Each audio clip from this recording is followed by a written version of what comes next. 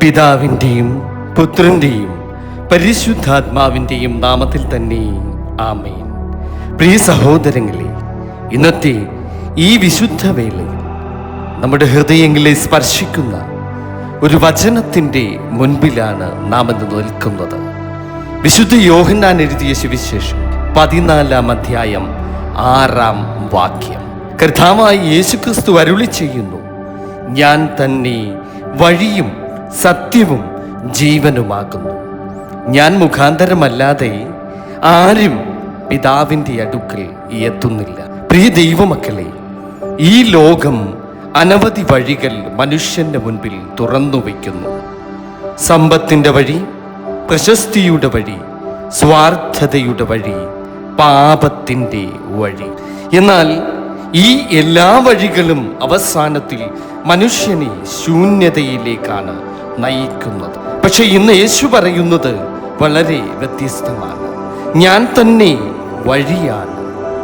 അവിടുന്ന് ഒരു വഴി കാണിച്ചു തരുന്ന ഒരു ഗുരുവല്ല, മറിച്ച് അവിടുന്ന് തന്നെയാണ് വഴി എന്നാണ് കർത്താവായ യേശു ക്രിസ്തു അരുളി ചെയ്യുന്നത്.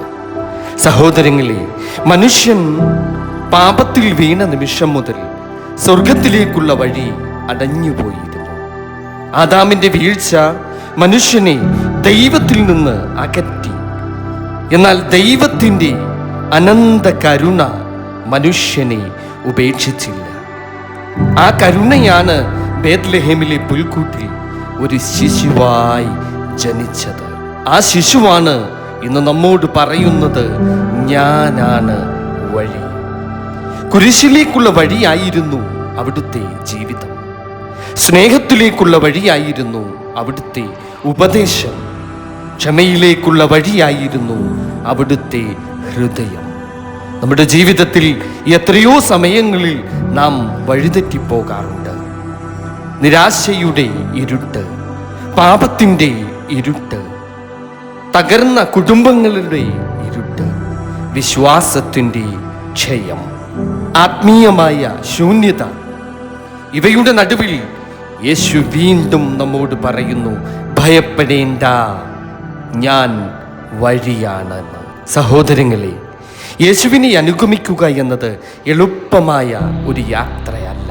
കാരണം കുരിശില്ലാതെ ക്രിസ്തീയ ജീവിതമില്ല. അവിടുന്ന് പറയുന്നുവല്ലോ, ആരെങ്കിലും എന്നെ അനുഗമിപ്പാൻ ഇച്ഛിച്ചാൽ അവൻ തന്നെത്താൻ തൻ്റെ കുരിശെടുത്തുകൊണ്ട് എന്നെ അനുഗമിക്കട്ടെ എന്നാണ്. നമ്മുടെ കുരിശുകൾ പലതായിരിക്കാം. രോഗത്തിൻ്റെതായ കുരിശ്, ഒറ്റപ്പെടലിൻ്റെതായ കുരിശ്, പരിഹാസത്തിൻ്റെ കുരിശ്, സാമ്പത്തിക ബുദ്ധിമുട്ടുകളുടെ കുരിശ്. എന്നാൽ യേശു നടന്ന വഴി കുരിശിലൂടെ ഉയർപ്പിലേക്കുള്ള വഴിയായിരുന്നു. അതുകൊണ്ട് ക്രിസ്ത്യാനിയുടെ ജീവിതം നിരാശയിൽ അവസാനിക്കുന്നില്ല, കല്ലറയിൽ അവസാനിക്കുന്നില്ല, ഉയർപ്പിൽ അവസാനിക്കുന്ന ഒരു ജീവിതമാണ് ക്രിസ്തീയ ജീവിതം. ഞാൻ സത്യമാണ്. ഇന്നത്തെ ലോകം സത്യത്തെ മറച്ചു വയ്ക്കുന്നു. പാപത്തെ സ്വാതന്ത്ര്യം എന്ന് വിളിക്കുന്നു, അധർമ്മത്തെ പുരോഗതി എന്ന് വിളിക്കുന്നു. ദൈവമില്ലാത്ത ജീവിതത്തെ ആധുനികത എന്ന് വിളിക്കുന്ന ഒരു പുതിയ തലമുറയുടെ ലോകത്തിലാണ് ഞാനും നിങ്ങളുമായിരിക്കുന്നത്. എന്നാൽ യേശു മാത്രമാണ് മാറ്റമില്ലാത്ത സത്യം. അവിടുത്തെ വചനം അത് നിത്യമാണ്. അവിടുത്തെ സ്നേഹം നിത്യമാണ്. അവിടുത്തെ കരുണ നിത്യമാണ്. സഹോദരങ്ങളെ, നമ്മുടെ ജീവിതത്തിൽ പലപ്പോഴും നാം മനുഷ്യരിൽ സത്യം അന്വേഷിക്കുന്നു. എന്നാൽ മനുഷ്യൻ പരിമിതനാണ്. പക്ഷേ യേശുവിൽ വഞ്ചനയില്ല. അവിടുന്ന് ഒരിക്കലും കൈവിടുക്കുന്നില്ല. കർത്താവ് നമ്മെ വിട്ടുപോകില്ല. ഹല്ലേലൂയ. അതുകൊണ്ടാണ് വിശുദ്ധന്മാർ ക്രിസ്തുവിൽ പൂർണ്ണമായി ആശ്രയിച്ചത്. സെയിന്റ് പീറ്റർ കർത്താവിനെ നിഷേധിച്ചെങ്കിലും കർത്താവിൻ്റെ കരുണ അവനെ വീണ്ടെടുത്തു. പരിശുദ്ധനായ പൗലോസ് ക്രിസ്ത്യാനികളെ പീഡിപ്പിച്ചവനായിരുന്നു. പക്ഷേ ക്രിസ്തുവിൻ്റെ പ്രകാശം അവനെ വിശുദ്ധനാക്കി. പരിശുദ്ധിയായ മറിയം തൻ്റെ ജീവിതം മുഴുവൻ അതേ എന്ന് ദൈവത്തോട് പറഞ്ഞു. ഇവരുടെ എല്ലാം ജീവിതം നമ്മോട് പറയുന്നു, യേശുവാണ് സത്യം, ഞാൻ ജീവനുമാകുന്നു. സഹോദരങ്ങളെ, യേശു നൽകുന്ന ജീവൻ ശരീര ജീവിതം മാത്രമല്ല, അത് നിത്യജീവിതമാണ്. പാപം ആത്മാവിനെ മരിപ്പിക്കുന്നു, പക്ഷേ ക്രിസ്തു ആത്മാവിനെ ജീവനുള്ളതാക്കുന്നു. അതുകൊണ്ടാണ് സഭയുടെ വിശുദ്ധ കൂദാശകൾ അത്രമേൽ പ്രാധാന്യമർഹിക്കുന്നത്. വിശുദ്ധ കുർബാന, വിശുദ്ധ കുമ്പസാരം, പ്രാർത്ഥന, ഉപവാസം, ഇവയിലൂടെ ക്രിസ്തുവിൻ്റെ ജീവൻ നമ്മിൽ ഒഴുകുകയാണ്. വിശുദ്ധ കുർബാനയിൽ നാം അപ്പം മാത്രം സ്വീകരിക്കുന്നില്ല, ജീവന്റെ അപ്പമായ ക്രിസ്തുവിനെ തന്നെയാണ് അവിടെ നാം സ്വീകരിക്കുന്നത്. പ്രിയ ദൈവമക്കൾ, അൽധാരയിൽ, വിശുദ്ധമായ മദ്ബഹായിൽ സ്വർഗം ഭൂമിയെ സ്പർശിക്കുന്നു.